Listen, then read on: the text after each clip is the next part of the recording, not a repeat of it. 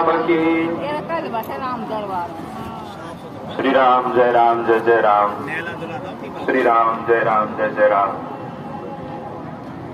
परम पूज्य बागेश्वर धाम सरकार के पावन श्री चरणों में हम सादर प्रणाम निवेदित करते हैं। हमारे परम आत्मीय श्री इंद्रेश उपाध्याय जी, जिनकी मंगलमयी कथा हम लोगों ने 7 दिन बागेश्वर धाम पर श्रवण करी, आपके श्री चरणों में भी हम सादर प्रणाम निवेदित करते हैं। समुपस्थित सभी संतजन एवं जो भी राजनीति से जुड़े हुए लोग हैं, आप सभी को मेरा प्रणाम। आज बड़े सौभाग्य का यह अवसर है, शिवरात्रि के पावन पर्व पर 156 कन्याओं का विवाह महोत्सव देखने का सौभाग्य हम लोगों को मिल रहा है। इस संदर्भ में मैं सिर्फ महाराज श्री की आज्ञा हुई है तो 2 बात मैं कहना चाहता हूं।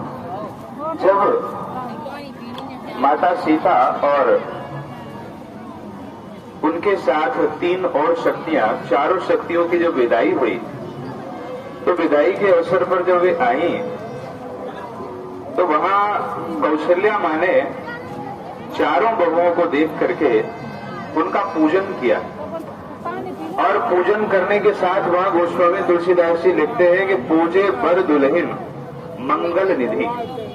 यहां से 2 सूत्र मिलेंगे हमको। ये हमारी बेटियां विवाह करने के बाद जब अपने ससुराल में जाएंगी तो इनकी जो सासुएं हैं उनको उसका ध्यान रखना होगा जो ध्यान माता कौशल्या ने अपनी बहुओं के लिए रखा था। और पहला ध्यान यही है कि पूजे बर दुल्हन, कि हमारी जो बहुएं हैं ये श्रेष्ठ हैं। केवल दूसरों की बहुओं की हम प्रशंसा करते हैं, अपनी बहू में लाख कमी ढूंढते हैं, लेकिन मां कौशल्या ने अपनी बहू को श्रेष्ठ दुल्हन कहा। तो पूजे बर दुल्हन पहला, और दूसरा मंगल निधि, कि हमारे घर में जो बहू आई है वह मंगलों का भंडार है। हमारे यहाँ जब भी विवाह होता है, बहू आती है, भगवान न करे लेकिन कोई ऐसी घटना घटती है तो हम उसको बहू से जोड़ देते हैं। लेकिन हमें ये समझना होगा कि जो बहू हमारे यहाँ आई है वो मंगल की निधि है। तो मैं ऐसी मंगल कामना करता हूँ कि जो हमारी इन बहनों की सासें हैं वो इसका ध्यान रखें। और इन बहनों के लिए भी मानस से एक सूत्र देना चाहता हूँ कि एते अधिक धर्म ने दूजा, सागर सास ससुर पद पूजा। आप सागर अपने सास और ससुर की सेवा करना। सागर शब्द का प्रयोग गोस्वामी जी ने इसलिए किया कि आप सेवा करना तो ये सोच के मत करना कि नहीं करेंगे तो समाज क्या कहेगा, अथवा नहीं करेंगे तो पता नहीं इनकी जो संपत्ति है वह मिले कि न मिले, ऐसा विचार न हो, बल्कि उसे अपना परम धर्म मान करके आप अपनी सासुओं की सेवा करना, अपने पति की आज्ञा का अनुसरण करना। और फिर सबसे अंत में जो हमारे दुल्हा सरकार है, इनके लिए इस व्यासपीठ से सिर्फ ये कहूंगा कि आप जीवन पर्यंत सिर्फ एक व्रत करना, बाकी सारे व्रत हमारी बहनें कर लेंगी। बाकी सभी व्रतों के लिए आपको सोचने की आवश्यकता नहीं है।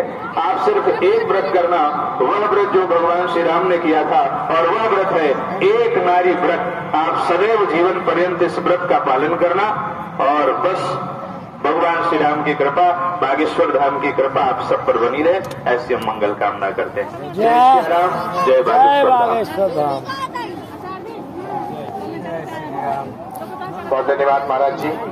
आदरणीय शिवम शुक्ल जी, प्रख्यात कथा व्यास, उनकी भी उपस्थिति इस आयोजन में हुई और बुंदेलखंड महोत्सव निरंतर अपनी ऊंचाई पर पहुंच रहा है। कुछ ही क्षणों में मध्य प्रदेश के मुख्यमंत्री भी मंच पर पहुंचेंगे।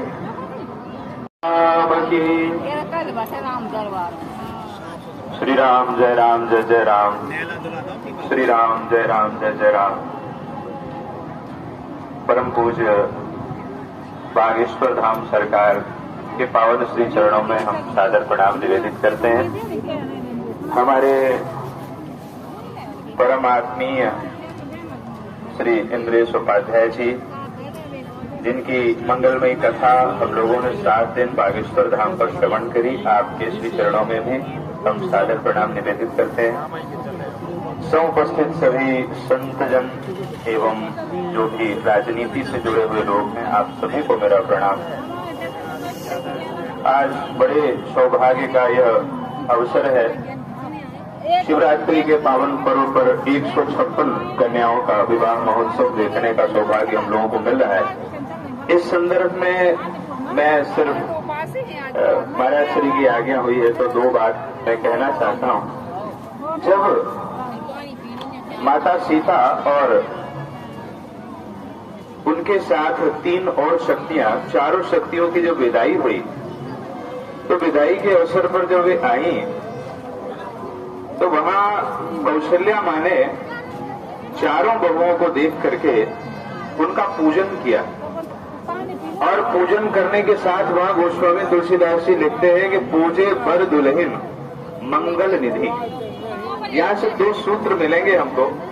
ये हमारी बेटियां विवाह करने के बाद जब अपने ससुराल में जाएंगी तो इनकी जो सासुएं हैं उनको इसका ध्यान रखना होगा जो ध्यान माता कौशल्या ने अपनी बहुओं के लिए रखा था।